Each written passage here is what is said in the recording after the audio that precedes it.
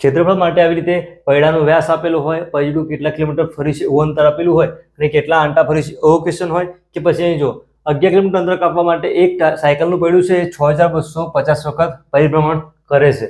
તો આ પૈડાનો વ્યાસ શોધવાનો હોય. આવા દાખલા હોય તો દાખલા સરળ રીતે સમજ મેળવીએ. નમસ્તે મિત્રો, સ્વાગત છે તમારું યુટ્યુબ ચેનલ આઇકોનિક ફંડામેન્ટલમાં. આજના વિડીયોની અંદર આપણે જે ક્ષેત્રફળના દાખલા છે એકદમ સરળ રીતે માહિતી મેળવીએ. ક્વેશ્ચન એક છે કે 11 કિલોમીટર અંતર કાપવા માટે એક સાયકલનું પૈડું છે 6250 વખત પરિભ્રમણ એટલે કે ઘૂર ફરે છે. તો આવી રીતે સાયકલનું રાઉન્ડ ટાયર છે એક ચક્કર ફરે છે, એ શું કહેવાય? એનું અંતર, એક ટાયરનું અંતર કહેવાય. એવું કેટલી વખત ફરે છે? 6250 વખત ફરે છે. જો આ બોર્ડર માપી હોય તો એને શું કહેવાય? વર્તુળનો પરિઘ કહેવાય છે. ટોટલ કેટલી વખત ફરે છે? તો પરિઘ ગુણ્યા કરી દેવાના 6250. એને શું કહેવાય? પરિભ્રમણ કહેવાય. એટલે કે કેટલા આંટા ફરી છે એવું. બરાબર. અહીંયા છે કુલ અંતર છે, કુલ અંતર. હવે સૂત્ર મૂકી દઈએ તો વર્તુળના પરિઘનું સૂત્ર શું છે?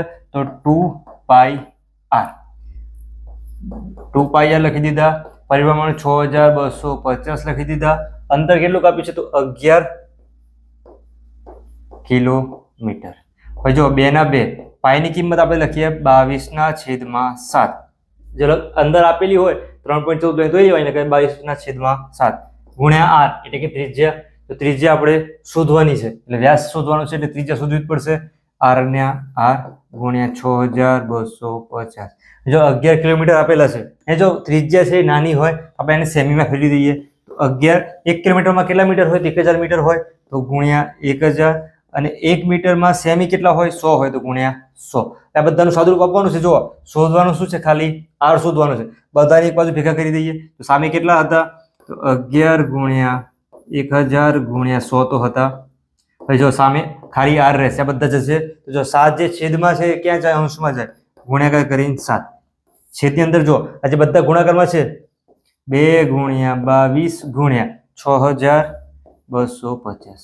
જો એક એક જીરો કટ કરીએ, હવે આ એક જીરો કટ થાય છે તો 625 છે, અહીંયા 1000 છે. 25 ના ટેબલમાં આવે છે 25 ગુણ્યા 25 કરે 625 થાય. જો 25 ચોક 100 એટલે 40, 25 ગુણ્યા 40 કરે 1000 થઈ જાય. પછી જો ફરીથી 40 છે, અહીંયા 20 થઈ જાય. પછી જો 11 દુ 22 થાય. જેટલા ભાગ ઉડતા એટલે ઉડાડી દેવાના. અહીંયા જો એક જીરો બાકી હતો તો અહીંયા જો 2 5 કરી દઈએ. 25 છે, જો 5 બાજુ 25 થાય. ફરીથી 5 ચોક 20. 4 બાકી છે, અહીંયા 7 બાકી છે. તો અહીંયા લખાય કે r બરાબર 4 ગુણ્યા 7. r બરાબર કેટલા થયા? 28. 28 શું મળ્યું? સેમી કહેવાય. એ બધાને આપણે શેમાં ફેરવે છે? સેમીમાં ફેરવે છે એટલા માટે. એ જો વ્યાસ શોધ્યો છે તો વ્યાસ બરાબર શું થાય? વ્યાસ બરાબર 2 ગુણ્યા r એટલે કે ત્રિજ્યા. તો 2 ગુણ્યા 28. 28 ગુણ્યા 2 કરીએ તો મળે છે 56 સેમી. જો ત્રિજ્યા અને વ્યાસમાં ધ્યાન ના રાખીએ, ડાયરેક્ટ આપણે શું કરીએ? ઉતાવળમાં જવાબ ટીક કરીએ. 28 આપેલા છે, જો ઓપ્શનમાં પણ 28 આપેલા છે. આપણે લાવવાનું છે વ્યાસ. જવાબ થયો આપણો 56 સેમી. ઓપ્શન નંબર એ શું થઈ ગયો? આન્સર. આગળ આવો બીજો એક ક્વેશ્ચન છે. અહીંયા ખાલી શું આપ્યું? એક પૈડાનો વ્યાસ. જો વ્યાસ આપેલો છે 1.05 મીટર અને આ પૈડું છે 330 કિલોમીટર અંતર કાપે છે. તો તે કેટલા આંટા ફર્યો છે? જો આગલા દાખલામાં આંટા આપેલા હતા, વ્યાસ શોધવાનો હતો. અહીંયા ઊંધું વ્યાસ આપેલો છે, આંટા શોધવાના છે. તો જો સૌથી પહેલા શું શોધવાનું છે આપણે? તો પરિઘ કહેવાય ગુણ્યા પરિભ્રમણ અને આજે છે શું આવશે? કુલ અંતર. હવે પરિઘ બરાબર 2πr થાય છે. પરિભ્રમણ શોધવાનું છે, અહીંયા લખી દઈએ ફરીથી પરિભ્રમણ. હવે આ કુલ અંતર કેટલું છે?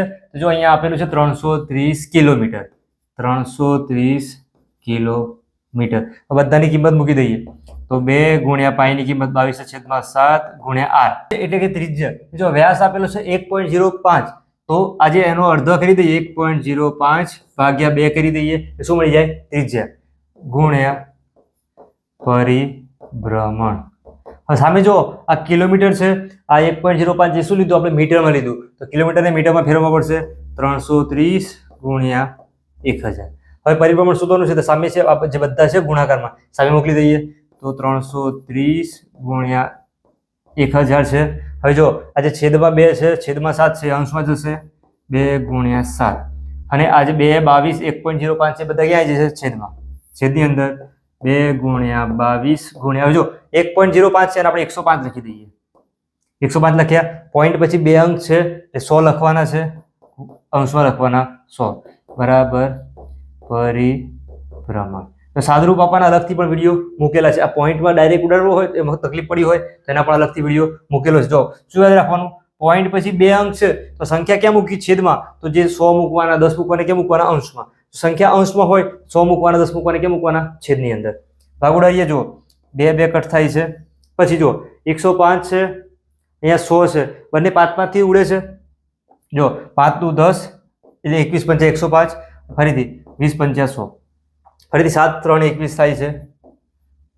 3 અહીંયા ભાગ ચાલે છે. જો 11 તાલી 33 1 0, 110 ગુણ્યા 1000 ગુણ્યા અહીંયા જો 20 છે, 22 છે, ફરીથી ભાગ ઉડે છે. જો 11 દુ 22, 10 દુ 20, અહીંયા 11 લખાય, અહીંયા લખાય 10, ફરીથી 11 અને 110 છે, ભાગ ઉડે છે અહીંયા 10 જોડે, અહીંયા 10 બાકી છે, 10 બાકી છે, એ કેટલા છે? 1000 છે. બધાનો કરવો પડશે ગુણાકાર.